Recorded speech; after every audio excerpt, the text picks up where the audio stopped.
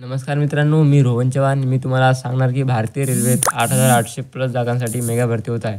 तर त्यासाठी काय पात्रता आहे आणि काय क्वालिफिकेशन पाहिजे वगैरे वगैरे आणि किती जागा आहे, किती हे आहे ते मी तुम्हाला सर्व या व्हिडिओमध्ये सांगणार आहे.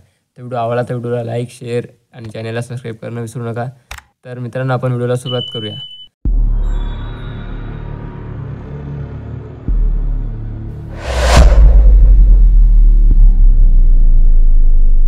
तर बघा मित्रांनो, भारतीय रेल्वेत 8,800 प्लस जागांसाठी मेगा भरती होत आहे. तर इथे टोटल जागा देऊन आहे की 8,875 टोटल जागा आहे. आणि त्यानंतर इथं पद क्रमांक देऊन आहे आणि पदाचे नाव आहे आणि पदसंख्या आहे. टोटल पद मित्रांनो इथं 9 आहे आणि यासाठी पद पण 9 आहे आणि संख्या पण वेगळी आहे. त्यासाठी बघू आपण तिकीट सुपरवायझरसाठी 161 जागांसाठी भरती होत आहे. तर स्टेशन मास्टरसाठी 615साठी भरती होत आहे. त्यासाठी ट्रेन मॅनेजरसाठी 3,423 जागांसाठी भरती आहे. तर ज्युनियर अकाउंटिंग आणि कम टायपिस्टसाठी 921 हे दोन्ही मिळून 921 भरती होत आहे मित्रांनो. त्यानंतर सिनियर क्लर्क आणि कम टायपिस्टसाठी 638 हे दोन्ही मिळून भरती होत आहे. जे वरती आहे ते ग्रॅज्युएट पोस्ट लिहून आहे इथं आणि त्यानुसार नाही का इथं हे ग्रॅज्युएट पोस्टसाठी 5,817 हे जागांसाठी भरती होत आहे भारतीय रेल्वेत. जर तुम्ही यासाठी पात्र असाल तर यासाठी अर्ज करू शकता. आणि यासाठी खाली काय काय अट आहे, कोणती स्किल वगैरे पाहिजे ते पण आहे, ते मी तुम्हाला सांगणार आहे पुढे. जर व्हिडिओ आवडला तर व्हिडिओला लाईक, शेअर, चॅनलला सबस्क्राईब करणं विसरू नका. एवढं तुम्हाला समजलं असेल या जागांसाठी कोणती भरती आहे आणि कोणत्या पदांसाठी भरती आहे आणि किती कोणत्या पदासाठी किती जागा आहेत ते वगैरे. आणि खाली बघूया आपण इथं बघा, अंडर ग्रॅज्युएट पोस्टसाठी नाही का, तिकीट क्लर्कसाठी नाही का 2,424 जागांसाठी आहे. तर अकाउंट क्लर्क कम टायपिस्टसाठी 394 जागांसाठी भरती आहे. तर ज्युनियर क्लर्क टायपिस्टसाठी 163 जागांसाठी भरती आहे. तर ट्रेन क्लर्कसाठी 77 जागांसाठी भरती आहे. तर ह्या 3,058 जागा असे दोन्ही मिळून होते 8,875 जागांसाठी भरती होत आहे.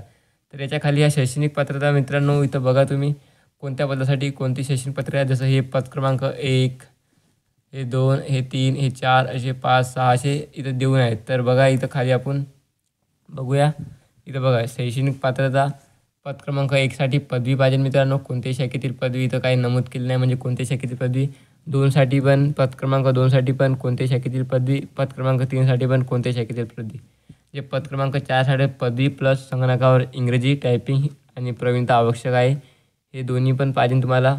त्यानंतर पद क्रमांक 5साठी पदवीधर पाहिजे आणि इंग्रजी टायपिंग पाहिजे, त्यासाठी पण हे लागते पद क्रमांक 5साठी. आणि पद क्रमांक 6 आहे ते 12वी पास पाहिजे, ते पण 50% सह 50 गुणांसह 12वी पास पाहिजे. त्यानंतर पद क्रमांक 7 आहे त्यासाठी 12वी पास 50 गुणांसह आणि इंग्रजी टायपिंग आणि हिंदी टायपिंग हे तुम्हाला आलं पाहिजे, हे पण पाहिजे. त्यानंतर इथं आहे पद क्रमांक 8 त्यासाठी मला 50 गुणांसह 12वी पास आणि संगणकावर इंग्रजी हिंदी टायपिंग हे दोन्ही पाहिजे. त्यानंतर पद क्रमांक 9 आहे त्यासाठी 50 गुणांसह 12वी पास पाहिजे, ते याला अर्ज करू शकतात असं इथं सांगितलेलं आहे. त्यानंतर यासाठी वयाची जी अट आहे ती आहे 1 जानेवारी 2026 रोजी 18 ते 33 वर्ष. म्हणजे 1 जानेवारी 2026 रोजी 18 पूर्ण व्हायला पाहिजे, तर 33 वर्षाच्या आत असायला पाहिजे. तर SC/STला 5 वर्ष सूट आहे आणि OBCला 3 वर्ष सूट आहे.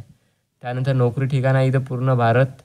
त्यानंतर इथं फीज जे दिलेली आहे ते आहे जनरल OBC EWSसाठी 500 रुपये आणि SC/ST EXMS ट्रान्झिस्टन EBC महिला यासाठी 250 रुपये. ऑनलाईन अर्ज करण्याची पद्धत आहे, ऑनलाईनच अर्ज करण्याची पद्धत. आणि इथं देऊन आहे ऑनलाईन अर्ज करण्याची शेवटची तारीख आहे 20 नोव्हेंबर 2025 12पर्यंत, पण ग्रॅज्युएटसाठी जे ग्रॅज्युएशन झालेलं आहे त्यासाठी. त्यानंतर इथं खाली पण आहे जे अंडर ग्रॅज्युएटसाठी जे आहे ऑनलाईन अर्ज करण्याची शेवटची तारीख 27 नोव्हेंबर 2025, पण ते अंडर ग्रॅज्युएट यांसाठी. तर इथं परीक्षा नंतर कळवण्यात येईल असं सांगितलेलं आहे. जर तुम्हाला व्हिडिओ आवडला तर व्हिडिओला लाईक, शेअर आणि चॅनलला सबस्क्राईब करणं विसरू नका. धन्यवाद.